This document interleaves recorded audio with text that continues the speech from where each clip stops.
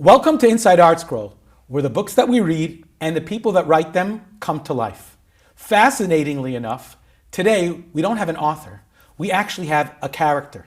Somebody who is a big part of this absolutely magnificent book called I'm Not Alone, written by Riva Pomerantz, but it's really the story of your mother, Aleha Hashalom. An amazing, amazing person. I read this book. I couldn't put it down. And one thing that just kept coming up over and over and over was her rock-solid emunah, her bitachon in the Rabbi Shalom. So, Rabbi Zalmen, take us back a little bit. You don't have to share with us the whole book.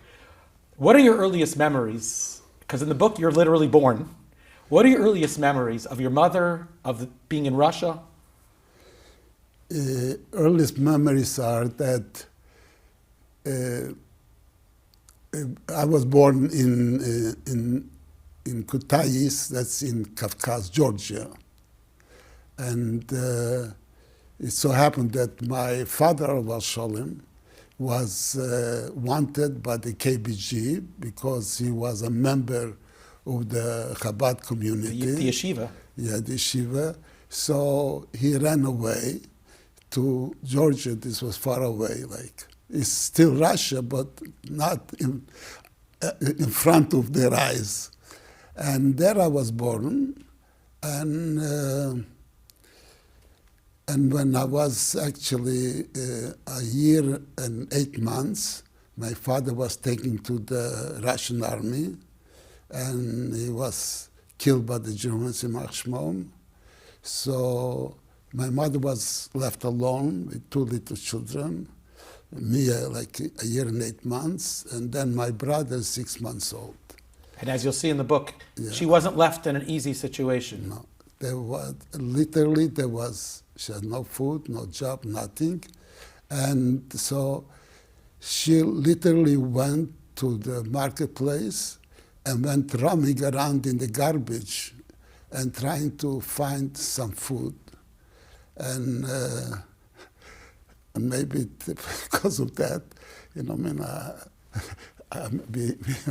have a healthy, like you say, healthy body because we had to eat the leaves, the greens of the radishes that the farmers threw out. So I used to eat and cry because it was bitter, but there was no food. So this was, and then like in the book, you see her Mesiras Nefesh, literally putting her life in danger, just to be able to get some bread, And under these circumstances, I was brought up, and when I remember that, like actually a year later after the war, my grandfather, my father's father, and his wife and a daughter escaped from Leningrad, from the Germans, and they were stolen from Hungary, and they came to our house, and she took them into one room. And it's going to be funny to say, but my aunt, like a step and not really a full aunt, there was no room to sleep. So I was a little child, and I slept together with her in the bed. In that time, there was no Pampers. Oh, so she used to tell me, you made me always wet. Oh, yeah. I mean, this was the circumstances. That was the circumstances. It's unbelievable. So, but, and then I remember, as a little child, actually, I loved my grandfather. He was very seldom at home because he was literally traveling all over, collecting money for the underground yeshivas. It was unbelievable, the Mesiras Nefesh. So, but I loved him, and there was no food. So I used to save some of my food. And I remember this, putting under the pillow, so when he comes home, he should have some food. Wow. This was 4 years old, It was really, and then escaping from Russia, false papers, Polish papers, all this. And that also is such an incredible story. You have to read the book. Yeah, unbelievable. And then when we came to Lodz, to Poland, so my mother knew Polish because she was born in Koidunov, this near the Polish border, and it was exchanged many times. So she spoke Polish. So the Jewish organizations, everybody was from Russia, and there really weren't so many Polish Jews. So they asked her to help them to attend to certain things, So I remember still, as I see it in front of my eyes, I was very attached to my mother. I mean, I was 6 years old. You have only one mother, no father. And no father, right? And no other relatives, strangers. So she was going to take a Uber. It was called a phaeton, a horse and buggy, And I was screaming, Mama, don't leave me alone, take me with. She couldn't. So I would lay down on the street, I remember, and I still see the people and the policemen standing over me, a child screaming and everything. And the next was, I spoke only Georgian. So I was trying to blackmail my mother. But they didn't understand. Right, and I said to my mother, I'm going to tell them we're Russians, because we knew already, and that was, so but nobody understood, and she left. So it was, so this is the way I brought up, and then we... Can I stop you just for one second? Sure. If you read the book, your mother had countless lives. Every time that she should have been arrested, killed, sent to Siberia, somehow she pulls through. Which, it doesn't seem like this book is a story of one person. It could be the story of 10 or 20 people. But one thing was always there, one thread was constantly there. And that's a statement, a phrase that she kept saying, how she believes in the Rabbi Shalom. Where do you get a young person whose husband is dead, who has no food, who's raising 2 little kids and trying to help everyone else, and life keeps becoming more and more difficult, but her emunah becomes stronger? Where did she get that from? Okay, so I myself try to analyze, as a human being, where did my mother get, such a, not just emunah, but bitochen. Mm-hmm. She was like sure, confidence that Hashem will take care, like with them when we had to cross the border.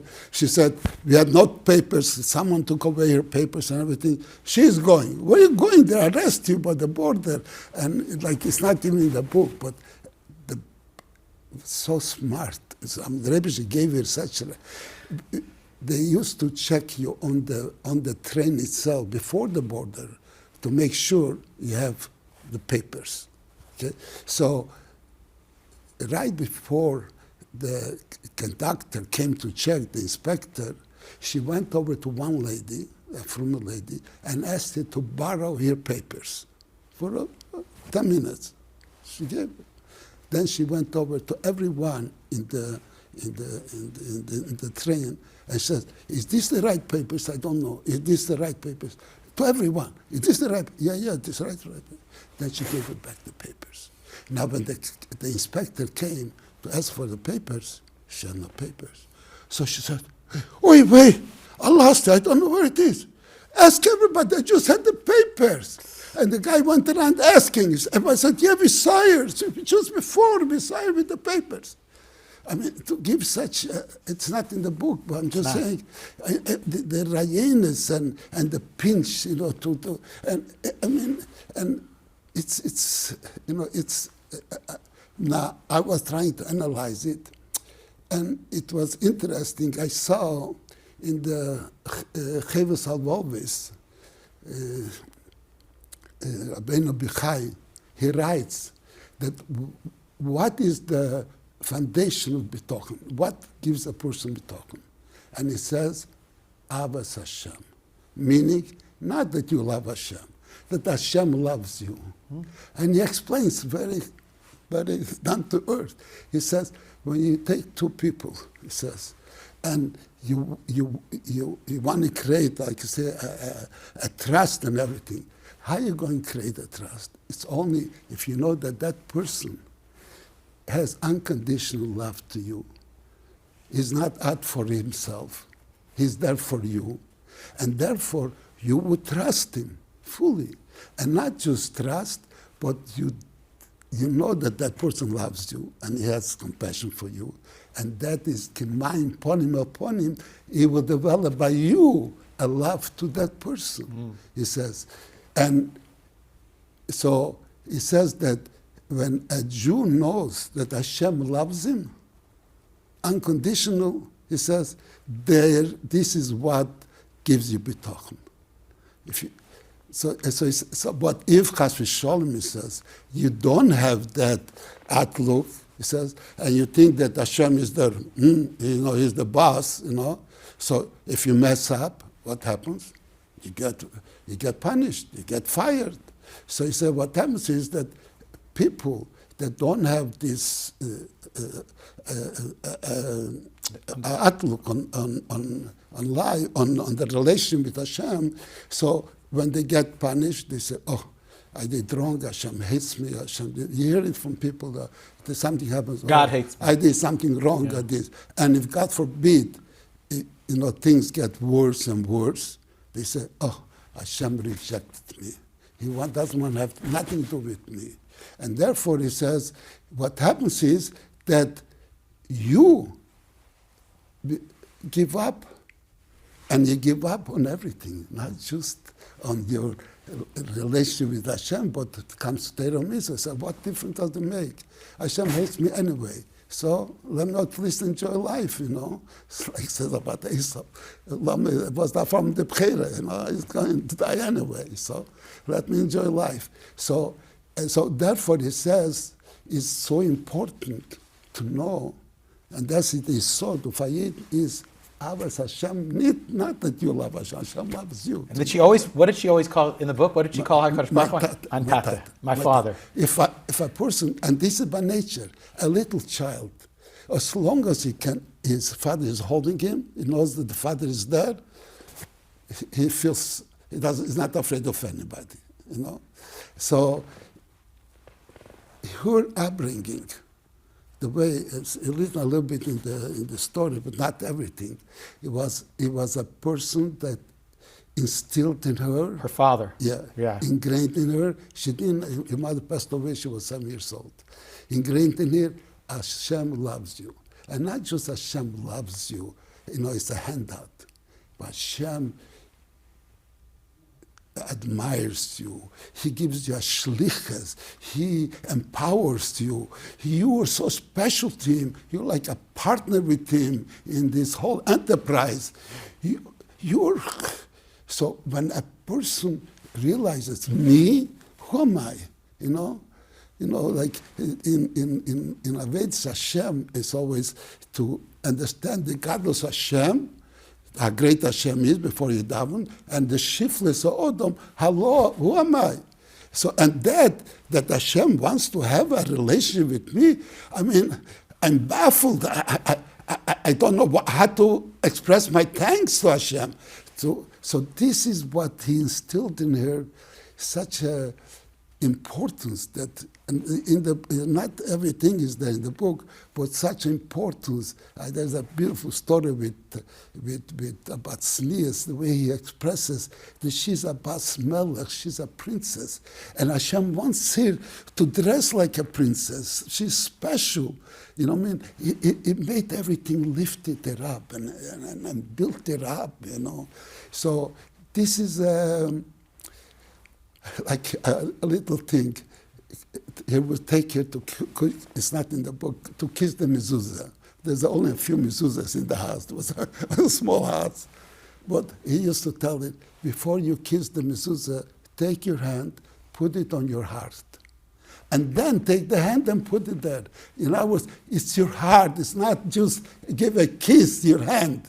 Your heart. You feel it. Your heart should be there. Beautiful. And so he instilled in her, and she grew up with such a pride that she has a neshama, she's Jewish, that everything else was meaningless and it's worthless. So to her, to bring up her children, that was her goal. And if you see through her whole life, she remarried again, and who did she marry? Talmid Chachamim, this, and she was a beautiful very outgoing, a lively woman. I mean, there were so many propositions she had, I mean, with money and everything. She says, what's my goal in life? I have a mission, and the mission is to bring up my children, heroism. And you know, and when my brother was going to the chuppah, my brother is younger. I was married a year before, going to chuppah. So now we're independent, you know, we're already established from Eden. So she said to Rabbi Shlomo, I'm ready, take him back. I finished my job. My mission. I finished my mission. That she felt. It wasn't that there's me and now I have some work to do. My whole being is that I am an ambassador from Hashem to do a mission for Hashem. And I finished my mission, I brought up my children, Eden. Now I can go. But it seems Hashem had for her more work. Rabbi Zalmen, you know, when I read the book, something struck me over and over. You know, we're so fortunate. We have so much. Life is so good. And yet we kvetch and we struggle. And even in bitachon, like you were saying, and emunah. And yet you could have a person that has nothing. Absolutely nothing. But she has one thing. You know what she feels? I'm not alone. And that was worth more than everything we have. And I feel like today's generation, we need to read these books. Because what are we really? Who are we really? Everything goes away. What's left? This is what should be left. Can I ask you a question? Do you remember, like, you know, your mother got remarried and you moved to Denmark? Where did you move? Sweden. You moved to Sweden.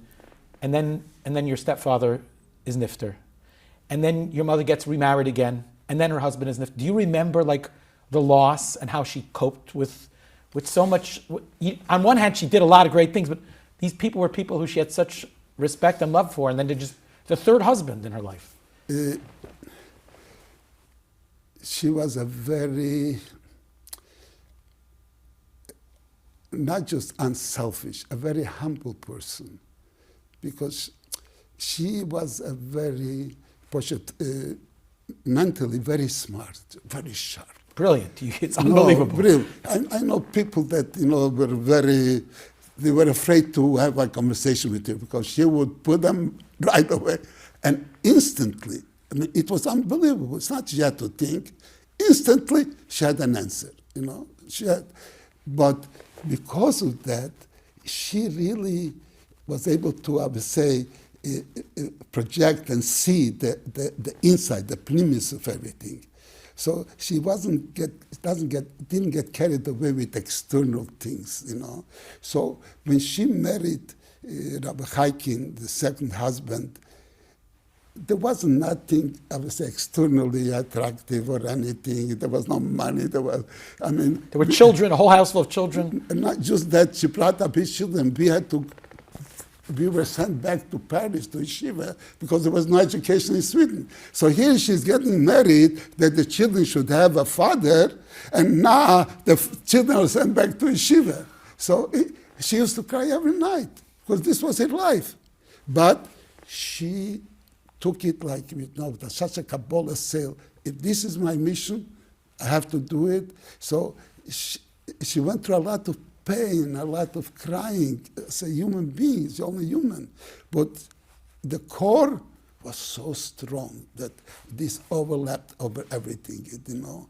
And so she had the biggest respect and admiration, because he was such a Talmud Chochim, such a fine person, that you would think that she's in love with him. I mean, by her, this was the person. It wasn't nothing else. The person was his Teira, his Edelkeit, his Meisem Tevim. Midas. This, the Midas. That what to her was important. And he possessed it, and when he passed away, she was devastated. Devastated, like in the book, actually, when she came into the Rebbe after, and she was crying. She said the Rebbe was crying together with her. Yeah, so that's very moving. Yeah, you know, but the idea is that she was, and then when The Rebbe pushed her, didn't want to marry. Bishop May finished. It wasn't, but the Rebbe pushed her, and the Rebbe, like a shotgun, tried to convince her it's going to be good and happy. And she really had the most beautiful years in her life. And in her third marriage. Third marriage. And she, I would have said, she really, like say, loved him, and the respect, and you could think they're honeymooners, like they just, got married. So she was able to, I would say, like I said, connect with the essence of the person, and this is with everybody. It was with children. When she played with children, she was able to go down to their level. Even with goyim. She had, like as mentioned, she had a neighbor, a Schwarze Almona. She was black, and in Crown Heights, and which Chossi was going to give her attention? My mother used to invite her for a cup of tea and give her support. She was crying when she passed away. She was crying like, she had for every human being, like she was by us in Los Angeles and she wanted to go to Tijuana, to Mexico. It's near Los Angeles. And so we get bargains there, whatever. And she liked to travel. She was very outgoing and very happy. So my wife gave her sandwiches and everything, the whole day. She comes back and says, I'm starving, I'm hungry. So my wife says, I packed you up. I packed you up. She says, Razorler, my wife is Razorler. She says, Razorler, I saw the poor children. I gave them away the food. That's what type of a person she was. She was very giving. Emerson, truthful. And this is, like I said, she believed that you're connected to Hashem, and if you're connected to Hashem, the Rebbe has Rachmanus on everybody. I want to ask you one final question. Every nace, every miracle that she went through really enabled you to be here today. Right. And Kanai Nahara, if you look at the end of the book, there's dairas, there's generations, there's children, there's grandchildren, there's great-grandchildren, I think. Right. Do you live with that mission, and do you tell your children and your Vigata Lebincha, to Ben Bincha, that they need to understand what she went through, and at all the nisim are mechayev them, they obligate them to continue her legacy? Is that something that you live with and that you constantly try to push further?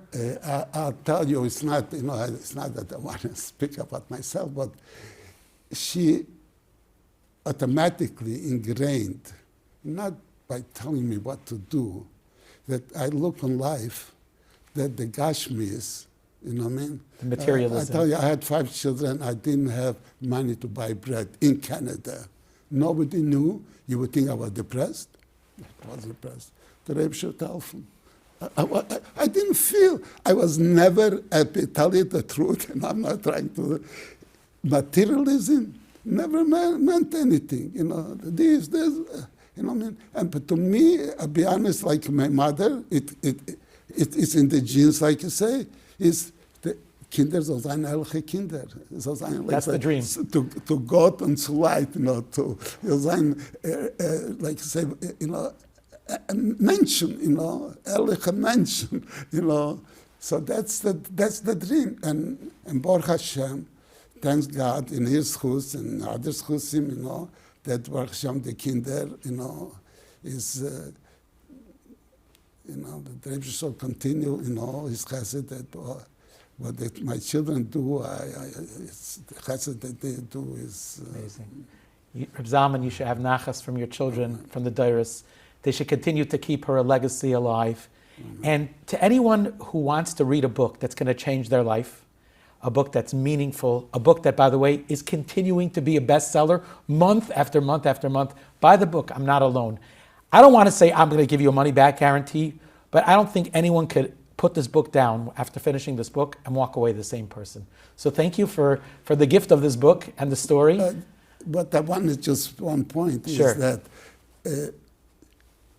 she never felt that it's her, and she felt that everyone can tap into this.